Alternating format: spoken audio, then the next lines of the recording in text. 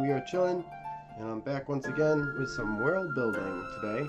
I think it's been a little too long since I've got the brain on the world and the world on the brain, and I figure let's switch up the schedule. I still have some technical difficulties with Baldur's Gate because of the mods. I gotta figure it out. I gotta talk to my friend. I'm not the most computer savvy. But yeah, so I'm just gonna get my stream manager up here and got my pen. And let's see where we're gonna start here. So just to review what we were doing last time, I kind of figured out the shape of the campaign, so now I understand the 4 phases. Essentially, that I'm going to break the campaign up into tiers, just like in the DM manual. Tier 1, Tier 2, Tier 3, and Tier 4. They're 5 levels apiece, 1 to 20, right? So, that's what I was working on last time. I did some work off stream. I had some some creative inspiration as I was watching some animes, and kind of understood more of how I want to approach the kind of the political scene and how society interacts with each other. So just to show that, yeah, so we have essentially several different groups of, we'll call them actors, if you will. So in the town we have the good side, right, and the bad side, good and evil, and then somewhere in between too, because that was kind of the inspiration. I mean, we'll get to that in a little bit. So we have the main, like, we have like your stand-up face of good, lawful good, right? So that's going to be like the guard, the barracks, the town, the government, and kind of like the biggest group of with taxpayer funding, etc., right? They're like the cops, if you will, an established law establishment. We would also have, say, other groups, but maybe groups that don't necessarily work for the government. They might work with them, but they work on their own. They still work maybe within the bounds of law, but maybe not always. They have a little bit more freedom, and we're going to call these like freelance groups. And then lastly, we have heroes, which are individuals that work by themselves and work very closely with the government or enforcement, whether it be through their lineage or their magical prowess, like a wizard, if you will, or a sorcerer. They feel it's their duty to assist the guard with their natural ability or talent. And I only think I have one of those written in. I don't know if I'm going to add more. Maybe we'll see what happens. But then we also have the evil side of this conversation. So what I kind of see is we have kind of like a face of evil almost, but we'll say like the lawful evil, evil that exists in the world of fantasy as such, as with a face of representation, but still might operate for its own nefarious reasons. And that's going to be like our Thieves Brotherhood or our Thieves Guild. So they will be very much an organized group of crime, working against the forces of good for their own gain. Everybody kind of knows about them, but maybe their hideout might be hidden or secret. I'm not sure yet on where I want to exactly put them, but essentially I want them to be like, they're very well known. Everybody that does bad is like, they know that's where they want to go. Or if anyone needs like an illicit good, that's where they go. So that's what I mean by like kind of they're the face of evil. Is very much like town guards, even freelance groups and other individuals, maybe the Duke, or people who are good that might need something of a nefarious nature to get something done, like, so if someone wants a little nose present, a little, maybe a little something illicit good off the market, that wouldn't be sold, legally. It would be like skooma, right? That would be sold by the Thieves Brother Guild, and the guards would know to go to them. So like there's I see there's like an air of cooperation, where as long as they're not doing too much bad, which normally they don't, then it's fine. We'll let them, but like if we see it, kind of like I think a good comparison would be like, like drug law, right? Like they're the black market, if you will. Maybe like magical goods too, and other types of items. Maybe some weird voodoo stuff, right? Like all sorts of things can come from this black market group called the Thieves Brother Guild, right? So they're going to be like our face group of villains, and then we're also going to have, and they're like the lawful bad guys. I think we'll also have just random thugs. I think just like maybe a group of like 2 or 3 brutes that just like said, hey, this corner is our corner, and then they start, or like maybe just like some muggers and robbers, stuff like that, like regular random evil. A level 9 slime appears. I don't know which villain group you'd be joining, but I think we can find a spot for you. Hi there, what's up, Sam? Just kind of meandering through here. Where was I? Yeah, so random thugs, I think just like that just exists in any type of dense city environment. And very much in this campaign, I've spoken about it before, I want to kind of have this feel of like the streets and destitution and just like the struggle almost, We're gonna have the Duke that sits up on the top of the castle, who has she actually has a very good life, and what is it like for everybody else? This town that people are growing up in just got trashed by dragon's fire, so there's going to be a lot of families that have been upended, lost lifelong stores destroyed, investments and loved ones lost, right? So there's going to be villains, my specialty, yes. I do play, I did play, that campaign has sadly come to an end. We had an evil session, and it was, I think, my most fun campaign I've ever played of D&D, so don't be scared to, but I would recommend having a DM or a good group of friends that are great at managing everybody's wants and needs, because in an evil campaign those can get pretty crazy. But session 0, talk about what everyone expects and just be upfront about those things, and I don't think it's an issue. And then lastly on the villainy, we have a third baddie, right? And this is going to be similar to like the heroes. It's a single actor. It doesn't work with the brotherhood, doesn't work with the random groups of thugs, the freelance baddies. This is going to be like an evil villain who maybe has a sick view of the world, or maybe a distorted or a twisted view of the world, where they see things a little bit differently, and they want to maybe bring justice to those who act a certain way. Maybe they're sick of royalty and them living up on their high thrones, or they're sick of the council making all these decisions. Oh, come on, Jezebel.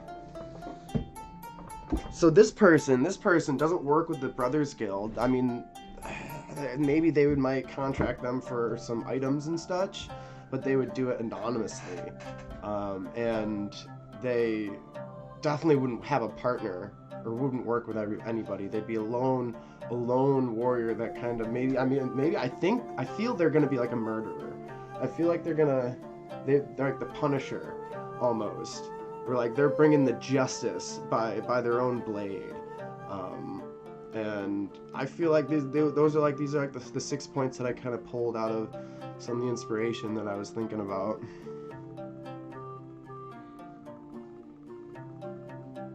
Corrupt royals and governments are, yeah, so honestly, so like this is what I see, right? Is those people, or those personas that you suggested there, are the ones that maybe this bad person would... Come on, Jezebel. Don't stop bothering me. We'll just call him Stain, because that's the inspiration that I'm pulling from. So, you know, Stain would target specifically, would be a murderer, would assassinate people in cold blood, right? But only tyrannical and corrupt royals, or only, you know, corrupt government officials, right? He's watching and waiting and making sure that, you know, so like sometimes in law enforcement, or when you're the good guy, you can't act in a certain way, and there's certain things you can't do necessarily, and this person would be operating on the other side of this. So I have this kind of this duality set up in my story with the actors, and that's kind of where I left off. You see here, if you read a bit, I did kind of shape who I want, which actors I want to be at the forefront of the scene for each tier. So just to go through that, I think, you know, like the head and the face of the militia, and, you know, the guard and the Brothers Guild, those are like I said, the face. They're very well known by everybody. So I feel like we'd start there.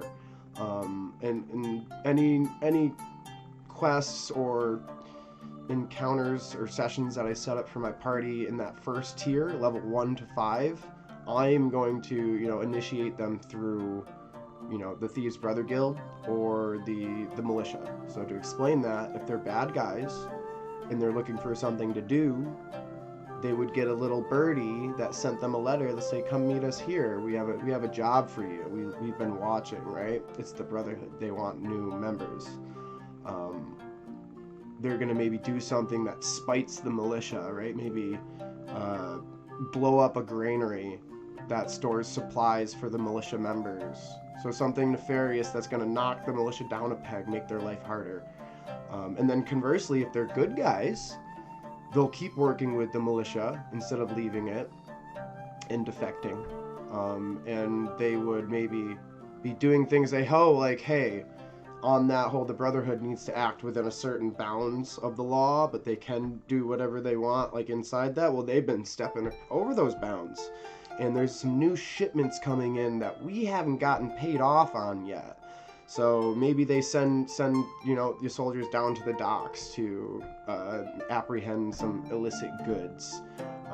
And then depending on how good these people's perceptions are, their insights, right, or their wits, if you will, do they find out the corrupt reason for them going? So like I'm really gonna start playing with this duality of back and forth of you know, morally what is the right thing to do here, and where that line is drawn. And I think that's the best way to play with your party, to make them engaged and to give them reason to roleplay. So those things will be like tier 1, right? And they'll end as we get into the beginning of Act 2, which is going to be levels 6 to 10, right? And that's where I think we start switching from those main groups. Leave them there so they could be of use.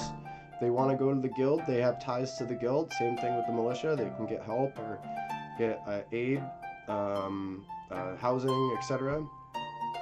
But then in Act 2, I thought maybe we'll switch the script and we'll go into, like I was saying, with the heroes and the villain with Stain, and maybe just start that story. And I want to get that started soon and early,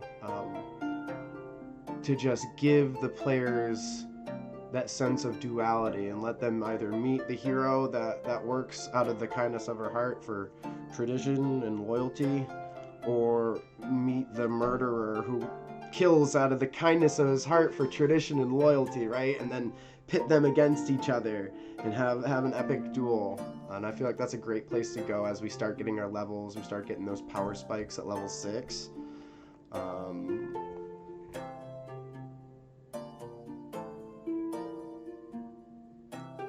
What's your speech for? Is it a monologue? The best monologues are just off the top of the head. Let's see. So that was Act 2.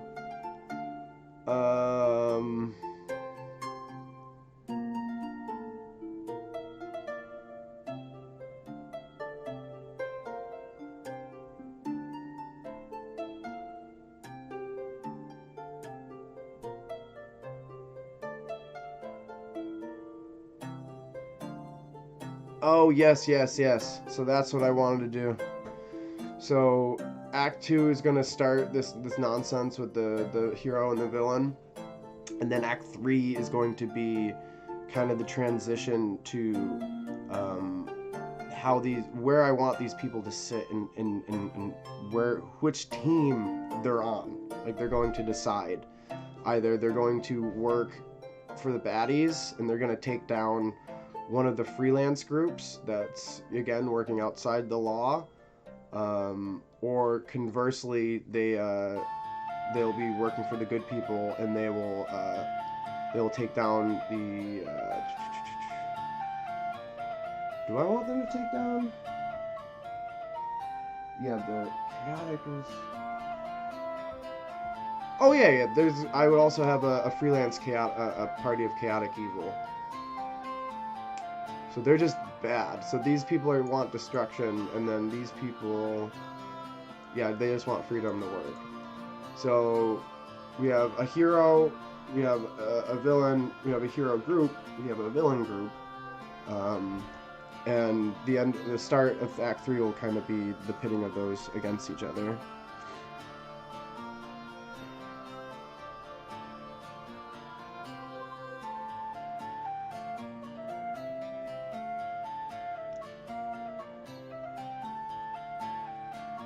Wait. What's the coronation ritual? I feel like there's something at hand here, but that's awesome. That's so that's kind of where I see Act 4 going. Tier 4, level 15 to 20. I feel like that story, if my party makes it there, is going to be about what my party wants to do specifically. So, like, their goals, their intentions, their end game, right? Do they want to be a guild leader and run their own thieves guild and run the town and see what that is like? Sure. Do they want to maybe become a god and, have this great power? Then, maybe that's what they do. I feel like when you're level 15 to 20, you get to do these big, grand things that most other adventurers can't achieve yet. And also, like, what happens when the character gets to 20? Like, does their power level cease to progress? Or, what is that story?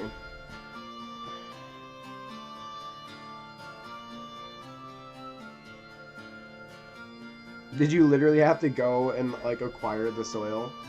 Like, and get yourself a bag and pour it on the ground to stand to put the crown on?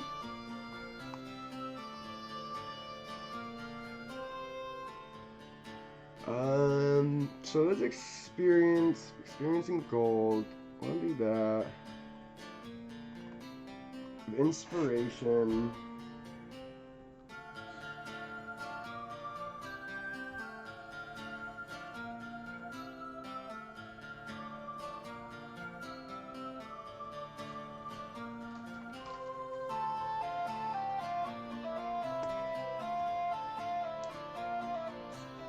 Write down some more notes. Things I have to make. I have to figure out which VT I'm playing this through, because Owlbear's changed. everything's changed. I guess I could do it just through. I wanted to maybe do it through DA.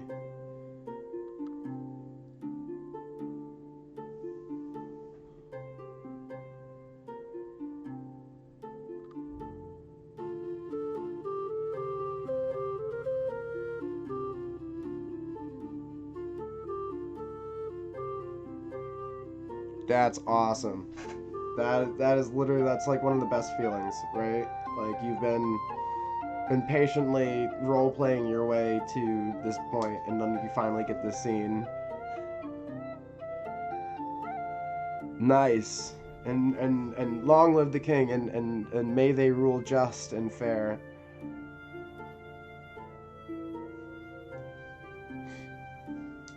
So yeah, so I'm kind of just thinking I could keep banging out mechanics here. I guess I still want to do some, but before I do that, I think I want to get into my map building stuff and kind of use that as inspiration for the stuff I want to do. I want to have these profession points.